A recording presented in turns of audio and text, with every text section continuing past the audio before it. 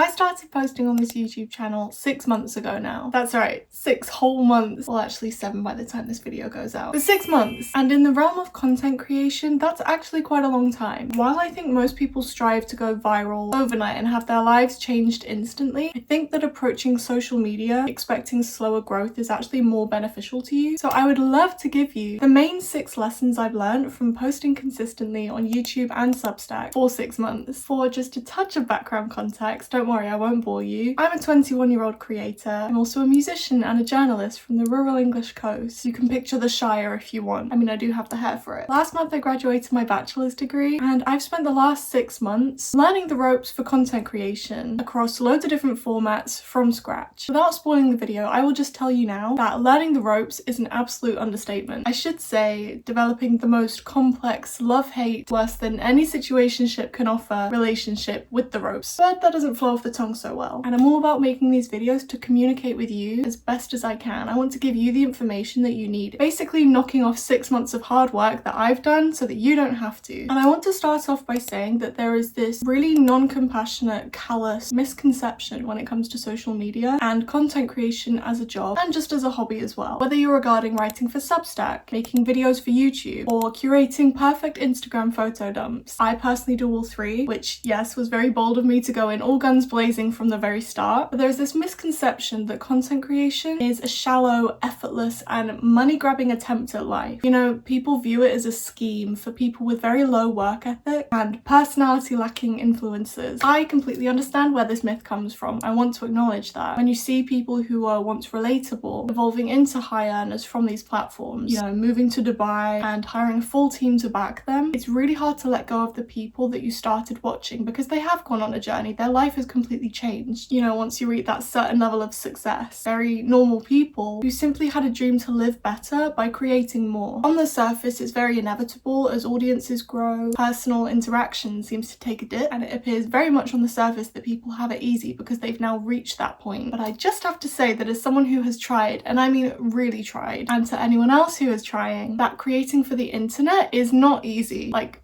at all. It's embarrassing when you start at literally 0 on everything. You know, some people hop between platforms and start a YouTube channel once they've built their Instagram. When you start at 0 on something, it's terrifying when you don't have an audience that are immediately gonna hop onto your next platform. Even more embarrassing when you're an introvert in real life and suddenly you're talking to a camera and posting it online. It's time consuming. Please understand that one of these YouTube videos, you know, a 15-minute YouTube video takes minimum 15 hours to edit. That's not an exaggeration. Even Instagram posts, even a 2-minute TikTok can take hours to edit. So especially when you're starting out, people really are just doing this by themselves. And obviously once you understand that and you reach that point yourself, you can kind of understand why people hire editors. And also it's slow. Not everyone blows up overnight. If they did, then everyone would be doing this and it wouldn't be such a high earning business. And most importantly, it requires so much belief in yourself not to quit. My way around this is knowing my why, but we'll get to that at the end. You're here for some quick fire tips and tricks to help you on your journey. So without further ado, the first lesson I learned in 6 months posting across all my platforms, but YouTube specifically, is that people online will cheer for you more than people in real life. That is not to say that people in my real life don't celebrate what I'm trying to do. I'm so grateful to say that whenever I catch up with people from home, or even just meet up with my uni friends, they genuinely think it's so cool, so fun, and so inspiring to them. Knowing that people in my life that I think are so fun, so cool, and inspiring share that opinion of me is the highest compliment. That's how I know I'm in the right friend groups. But they were surprised.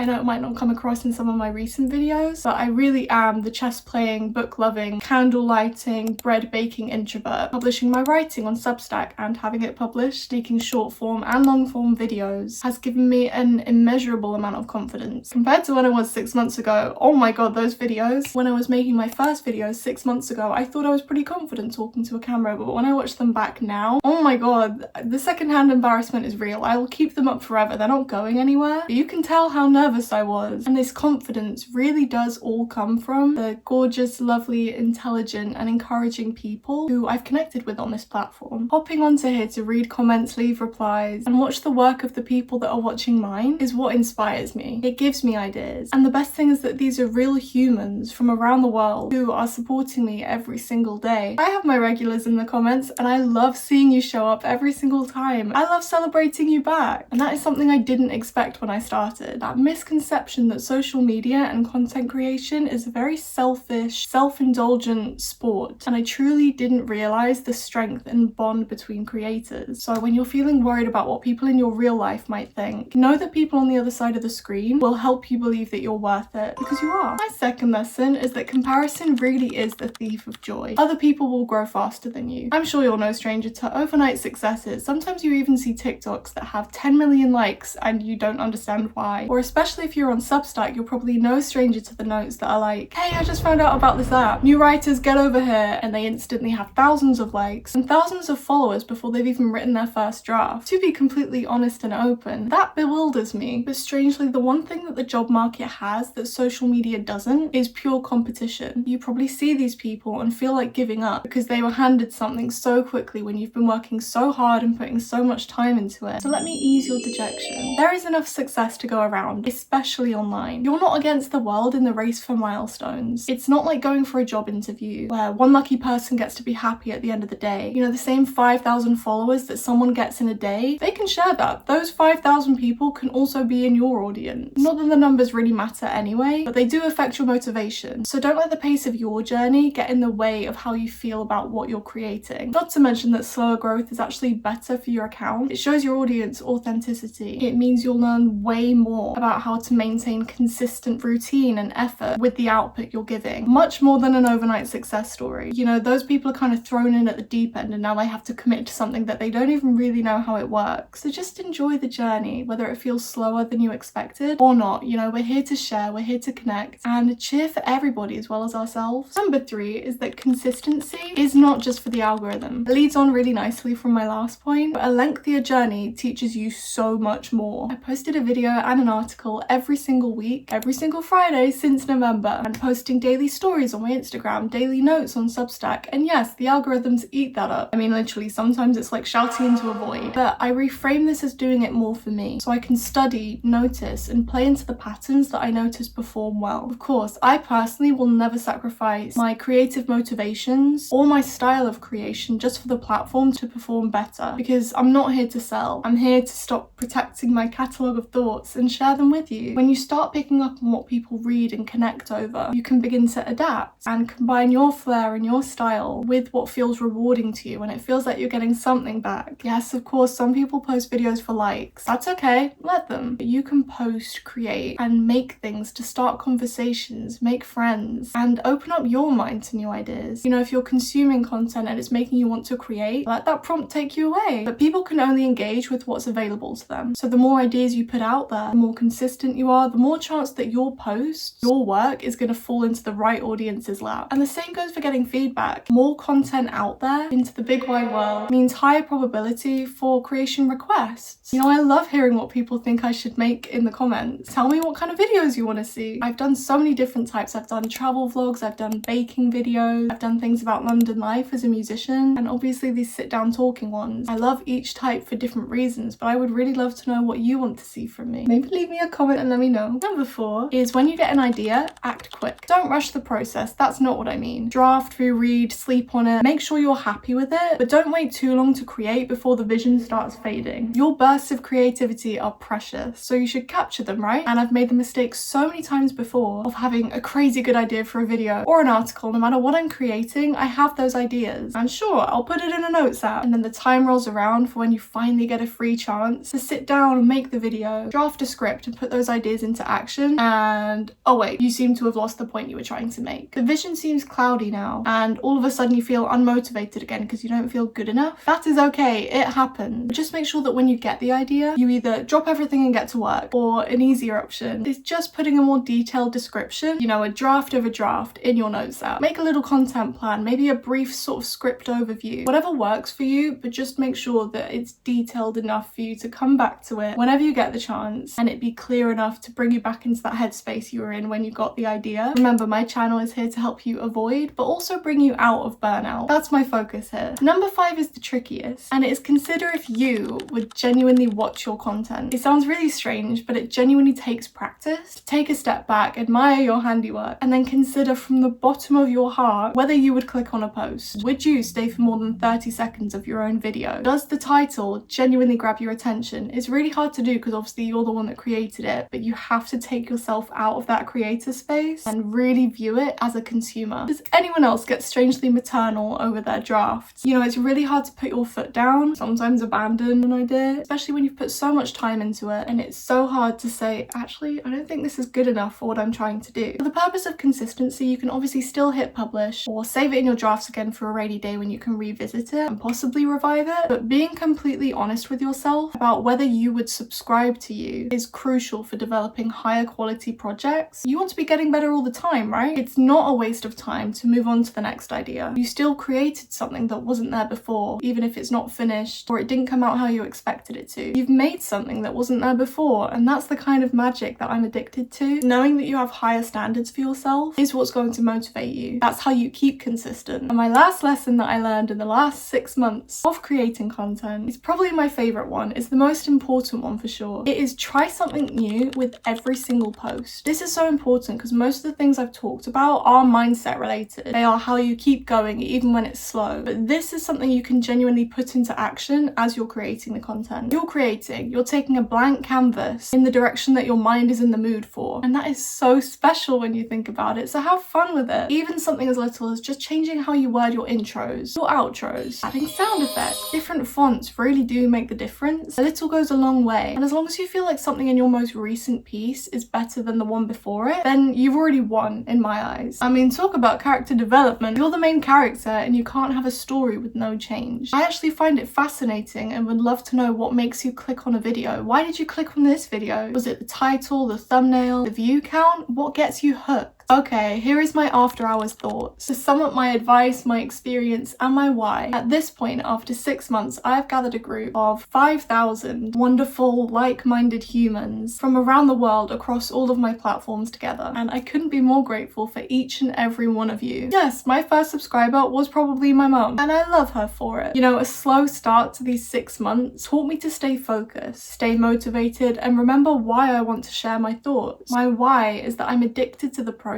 of having an idea and turning it into something in front of me. I just find that concept fascinating. You know, whether it's my film scores or a thought-provoking essay or a glimpse at my travel adventures on my little camera. I love it. I love the editing, genuinely, even though it takes forever. And I find it fun. It's a hobby, it's a passion. So whether the road to public acknowledgement, which is how I'm gonna word going viral, or just putting myself in a position to be able to support myself creating, whether that journey is slower than I expected, I'll remember my why and know that I've kind of already reached my goal so I can keep going. Thank you so much for watching this week's video. Oh, I forgot to mention, yeah, I'm in my childhood bedroom because I'm back home for my birthday, which is why the background is very different. But obviously, as you can see, I like creating, I like gathering information and doing something with it. I feel inspired by everyday life and I want to share that with you. I'm Madeleine.d.Marston. I'm a drummer, composer and journalist from the rural English coast, and I'm here to help you reach your most creative and motivated self. Thank you again so much for watching, and I will see you next week.